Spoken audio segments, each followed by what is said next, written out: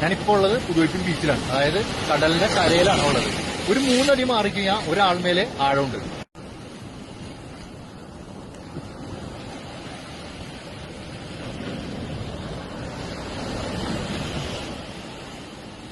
പുതുവൈപ്പിൻ ബീച്ചിലെ ഇന്നലത്തെ അവസ്ഥയാണ് കാണുന്നത്.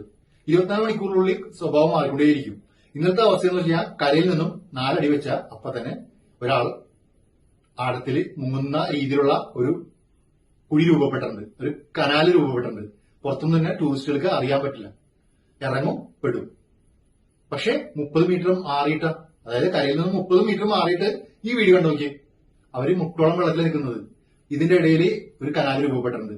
അവിടെയാണ് ഈ ഒളിഞ്ഞിരിക്കുന്ന അപകടം. എല്ലാരും വന്ന് ഇറങ്ങും, പെട്ടെന്ന് പെട്ടുപോകും. നീന്തൽ അറിയാൻ പാടത്തൊരു നീന്തൽ അറിയണൊരു പെട്ടെന്ന് പെട്ടുപോകും. കാരണം അത്രയ്ക്ക് നല്ല തിരയാണുള്ളത്. ഒരു സൈഡിലേക്ക് വലിവായിരിക്കും, ഒന്നിലെ വലത്തേക്കാ ഇടത്തേക്കാ, ഏതെങ്കിലും സൈഡിൽ നമ്മളെ വലിച്ചു പോകും. കരയിൽ നിൽക്കുന്നവർക്കും ഈ ഇറങ്ങിയവർക്കും ഒന്നും ചെയ്യാൻ പറ്റില്ല. അപ്പൊ ഈ 2 മാസക്കാലം ഇറങ്ങാതിരിക്കുക, ശ്രദ്ധ വേണം. മാതാപിതാക്കൾക്ക് കുട്ടികൾ അവിടെ പോകണമെന്നുള്ളത്. ഇപ്പോഴുള്ള സാഹചര്യത്തിൽ കടൽ പ്രക്ഷുബ്ധമായിരിക്കുമ്പോഴും കടൽ ക്ഷോഭിച്ചിരിക്കുമ്പോഴും കടലിൽ ശരിക്ക് നീന്താൻ അറിയാത്തവരും കടലിൽ നീന്താൻ അറിയാത്തവരും ദയവായി കടലിൽ മുട്ടോളം വെള്ളത്തിൽ പോലും ഇറങ്ങുക. കരയാണ്, കാരണം മുട്ടോളം വെള്ളമുള്ളൂ. അവിടെ ഇതേപോലെ അവര് നിൽക്കണ്ടിട്ട് ആ ഭാഗത്തേക്ക് ഇറങ്ങാൻ ശ്രമിച്ച ഇവിടെ മുങ്ങിമരണം ഉറപ്പാണ്.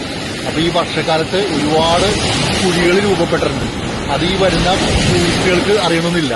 അങ്ങനെ സംഭവിച്ചാണ് ഈ പറഞ്ഞ വളപ്പ് ബീച്ചിൽ. കാരണം അവിടെയുള്ള പ്രാദേശികമായിട്ടുള്ള ആൾക്കാരുടെ വാക്ക് കേൾക്കാതെ ഇറങ്ങി ഈ പറഞ്ഞ ആഴമുള്ള ഏരിയയിലേക്ക് അവര് പോയി.